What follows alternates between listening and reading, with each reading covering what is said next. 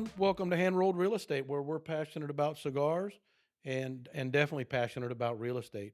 I'm Robbie. I'm here with Jay today. We're smoking a Davidoff Anniversary #1 Grand Cru.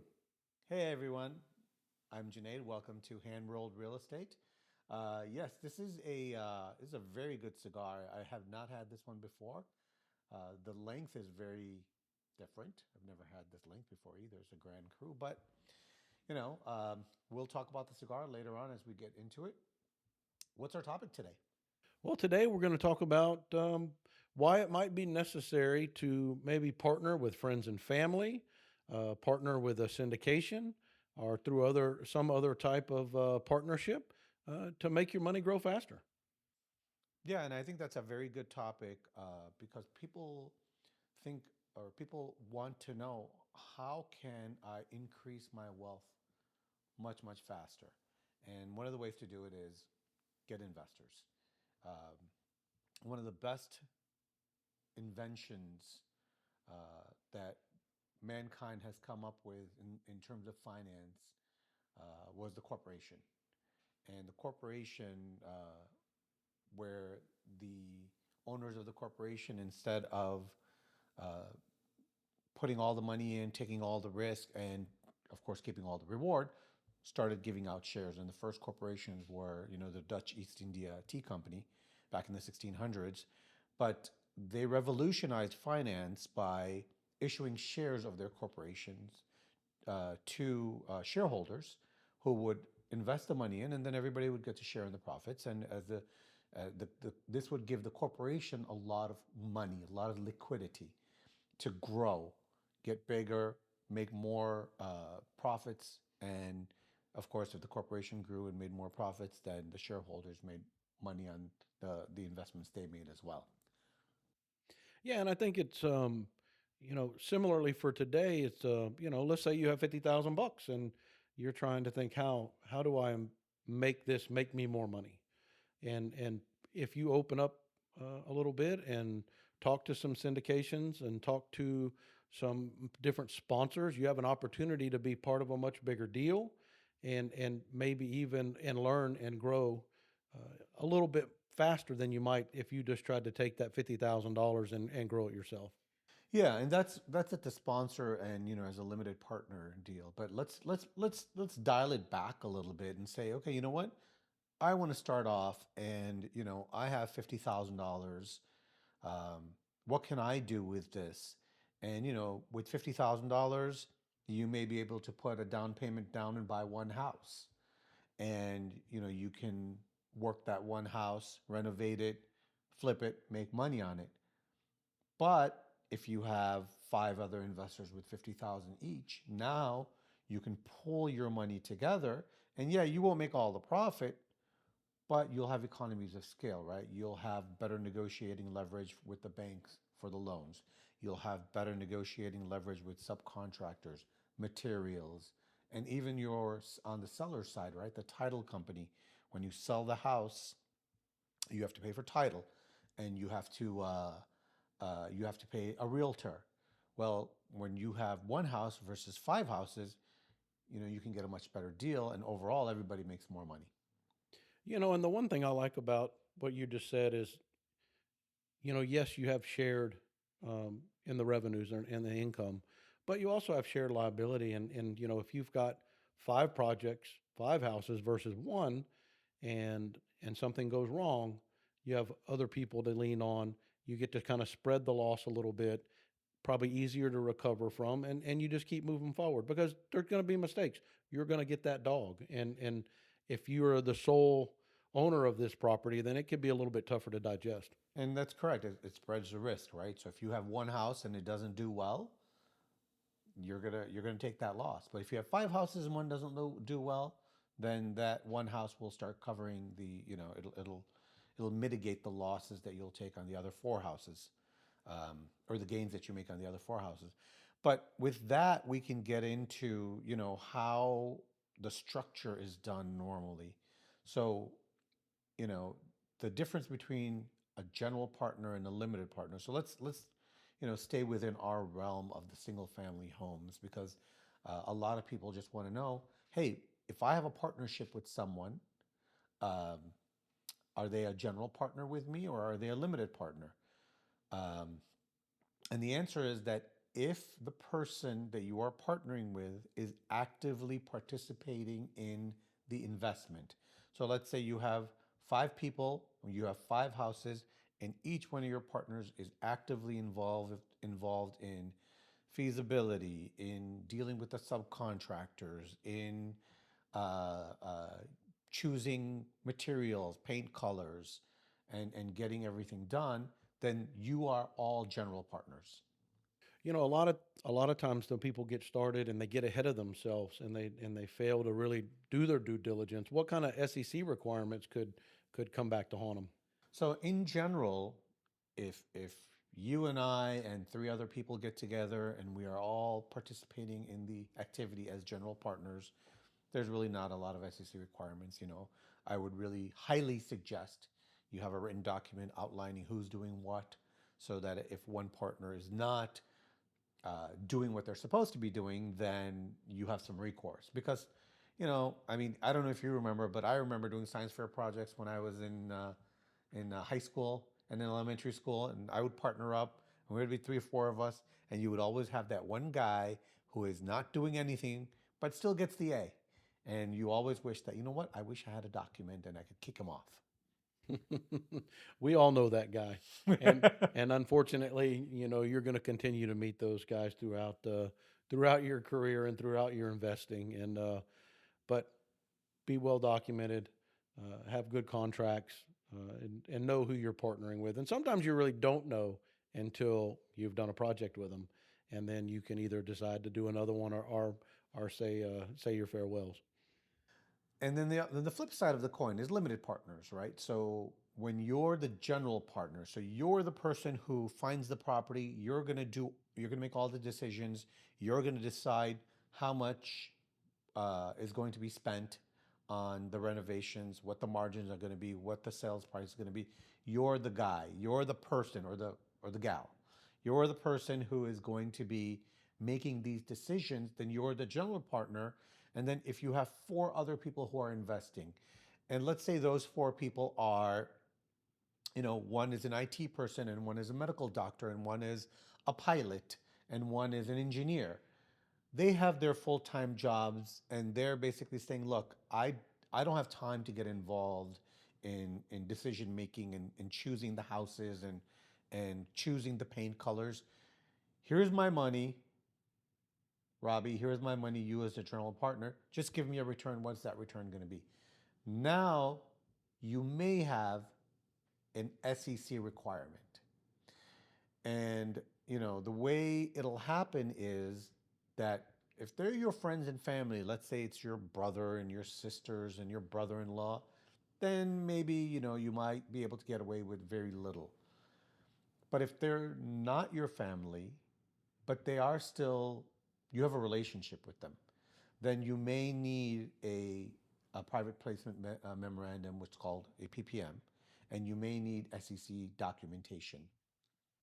Right, and now you're getting into the 506Cs and the 506Bs, and there's a whole lot that goes along with that, and how you can present the projects, market them, how you can receive investors. I mean, there's a lot of processes. Right. And so in this scenario where, there's four or five people getting together to do a few houses, it would be a 506B, which is basically you cannot market it openly. You cannot have investors that you don't have a pre-existing relationship with. And the SEC doesn't really define a pre-existing relationship.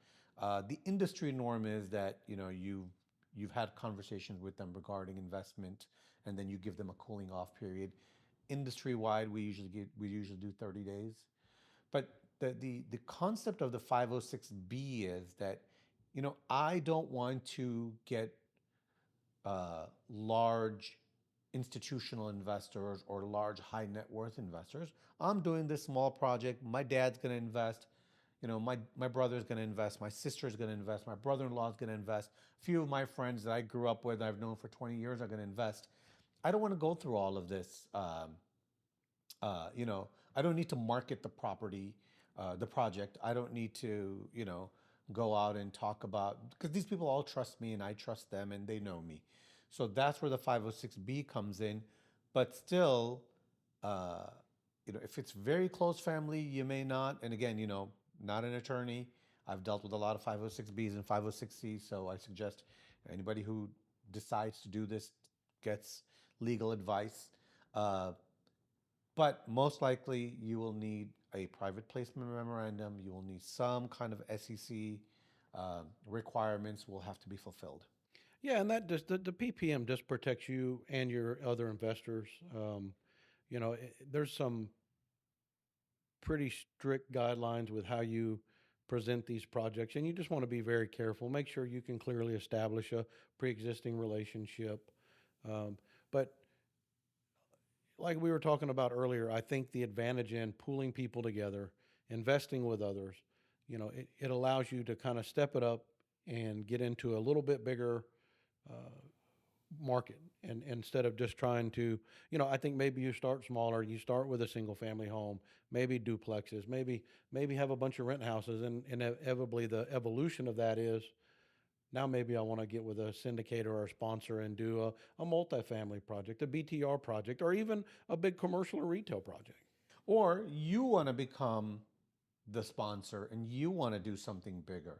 So, where are some of the places outside of friends and family, right? So, because you're going to tap out your friends and family after a while. Chances are, if your friends and your family members each invest $50,000 in your initial project, they're not going to have another $50,000 to invest in the next project, and they may not have anything for another few years.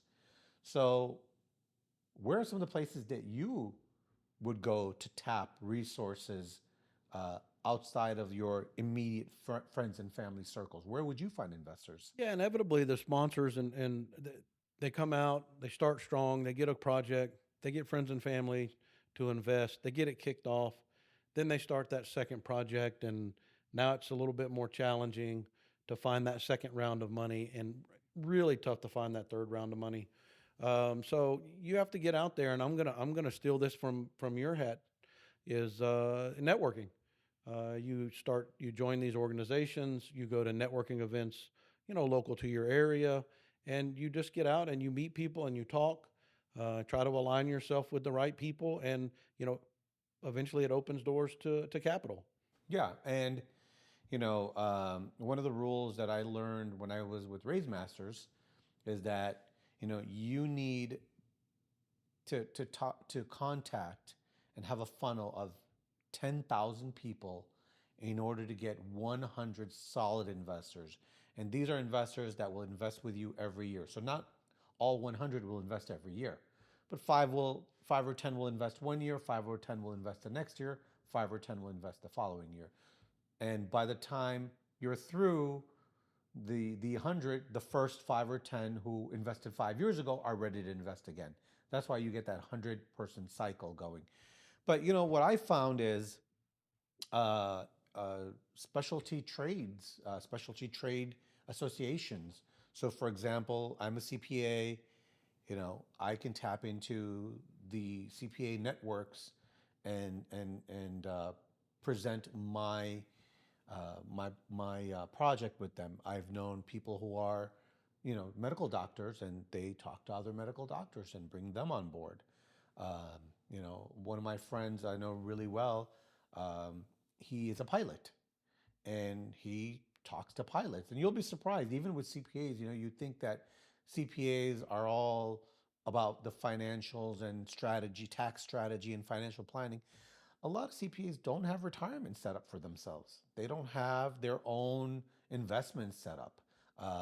They do great for other people, but they don't do it for themselves. And so somebody needs to approach them and say, "Hey, here are some investments." And of course, CPAs tend to look at them much more closer than most other people will, but they're also interested.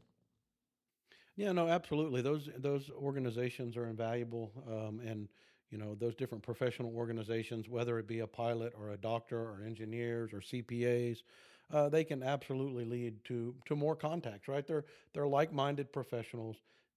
They all earn a decent amount of money. They all earn good money. They just don't have the time to go out and effectively build anything or develop anything. And so joining up and being a partner with a group that does that, to me, it makes a whole lot of sense. Yeah, and I think that one of the ways that I went about doing this is, started with friends and family, and then start building your credibility, right? So if you have to build your portfolio, you have to have a successful portfolio, and then you start building your credibility. And once you have a portfolio and you have people who can, you know, give testimonials, and people who can, and you can show, hey, we flipped 5 houses and we had this kind of a return, and now we're looking to do 10 houses, or we've done, I've done 20, 25 houses, and then I started getting into multifamily.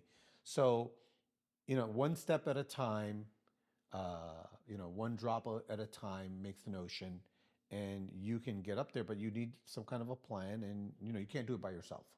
Yeah, and just like you were talking about earlier, that the 506B investors, they're the individual investors are a necessary tool in this market. I mean, we've got big players out there that drop millions and billions into these deals, but collectively, the 506Bs represent a large part of the market for capital. And as a sponsor, you really have to know what you're doing. You have to make contact with these people, maybe educate them, spend some time. Allow that 30-day or whatever your standards are to meet the SEC um, to transpire before you present them with projects.